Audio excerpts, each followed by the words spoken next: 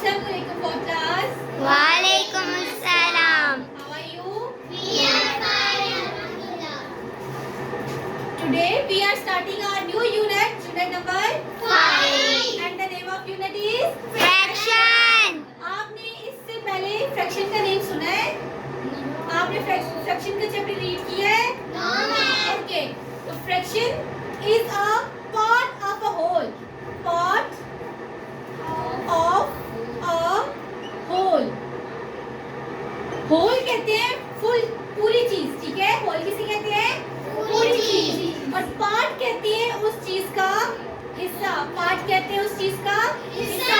For example मैंने circle draw किया है। अब ये फुल सर्कल है ना, ठीक है? ये कैसे सर्कल है? Full circle.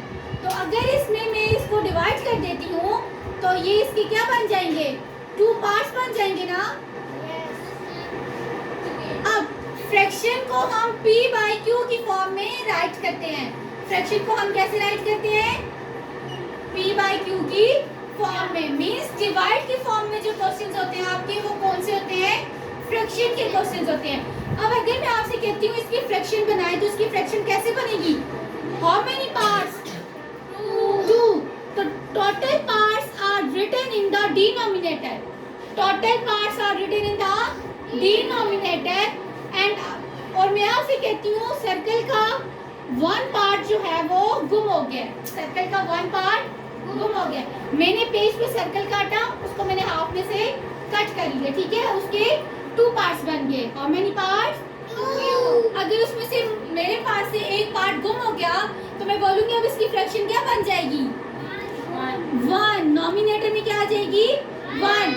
जितने पार्ट्स उसके हाईलाइट हुए होंगे, जितने कोई फॉर एग्जांपल मैं कहती हूँ सर्कल का हाफ पार्ट है वो आप यूज कर ले, तो हाईलाइट कितने पार्ट हुए हैं? 1 पार्ट की मैंने आपको परमिशन दी है ना यूज करने की, तो नॉमिनेटर में क्या आ जाएगा? 1 पार्ट। सिमिलरली मैं अगर एक सर्कल के 4 पार्ट्स बनाती हूँ, कितने पार्ट्स बन गए हैं? 4। डिनोमिनेटर में क्या वैल्यू आएगी?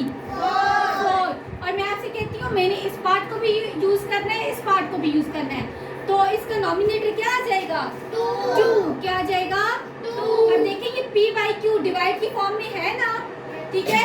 और फ्रैक्शन होने के लिए जरूरी है कि q की वैल्यू 0 नहीं होनी चाहिए। q की वैल्यू 0 नहीं होनी चाहिए, मतलब कि डिनोमिनेटर में 0 नहीं आना चाहिए। अगर डिनोमिनेटर में 0 मैं लिख देती हूँ फॉर एग्जाम्पल 6 by 0 और मैं आपसे पूछती हूँ मुझे बताएं क्या ये फ्रैक्शन है, तो आपका क्या आंसर होगा? ये फ्रैक्शन है या नहीं?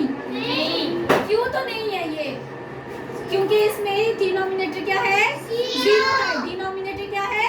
0 है। तो ये डिवाइड की फॉर्म में, लेकिन डिनोमिनेटर क्या है? 0।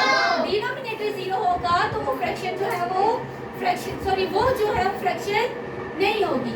0 के अलावा कोई वैल्यू आएगी तो वो फ्रैक्शन होगी। अच्छा, अब आपकी फ्रैक्शंस होती है 2 तरह की। लाइक फ्रैक्शन, फर्स्ट फ्रैक्शन कैसी होगी? Like fraction. और दूसरी फ्रैक्शन होती है अनलाइक। दूसरी फ्रैक्शन कैसी होती है? Unlike fraction. अब इसमें आपको दो फ्रैक्शंस गिवन होंगी। लाइक फ्रैक्शन में जो डिनोमिनेटर होता है वो आपका सेम होता है। डिनोमिनेटर क्या होता है? सेम होता है। नॉमिनेटर आपका जो मर्जी है वो, ठीक है? नॉमिनेटर डिपेंड नहीं करता, ठीक है? लाइक फ्रैक्शन में डिनोमिनेटर कैसा होना चाहिए? सेम। जितनी भी फ्रैक्शंस आपको गिवन है उन सब का अगर डिनोमिनेटर सेम है तो वो फ्रैक्शन कैसी होंगी? लाइक। कैसी फ्रैक्शन होगी? लाइक। और अगर मैं आपसे कहती हूँ अनलाइक फ्रैक्शन तो उसमें उसका डिनोमिनेटर कैसा होना चाहिए? डिफरेंट होना चाहिए। 10 by 9 और साथ दूसरी फ्रैक्शन आप लिख लें 75 by 13। अब इस फ्रैक्शन फर्स्ट फ्रैक्शन का डिनोमिनेटर क्या है? 9। डिनोमिनेटर पूछ रही हूँ। 9। और सेकंड फ्रैक्शन का डिनोमिनेटर क्या है? 13। अब ये डिफरेंट डिनोमिनेटर है ना, तो ये कैसी फ्रैक्शन है? Unlike fraction. कैसी फ्रैक्शन है? अनलाइक। कैसी फ्रैक्शन है? अनलाइक। लाइक फ्रैक्शन कौन सी फ्रैक्शन होती है? जिसमें डिनोमिनेटर सेम होता है। लाइक फ्रैक्शन कौन सी फ्रैक्शन होती है? जिसमें डिनोमिनेटर सेम होता है। और अनलाइक फ्रैक्शन कौन सी होती है? जिसमें डिनोमिनेटर डिफरेंट होता है, डिनोमिनेटर कैसा होता है? ठीक है, मैं बोर्ड पे कुछ फ्रैक्शंस लिखती हूँ, आपने बताना है अनलाइक फ्रैक्शन कौन सी है और लाइक फ्रैक्शन कौन सी है।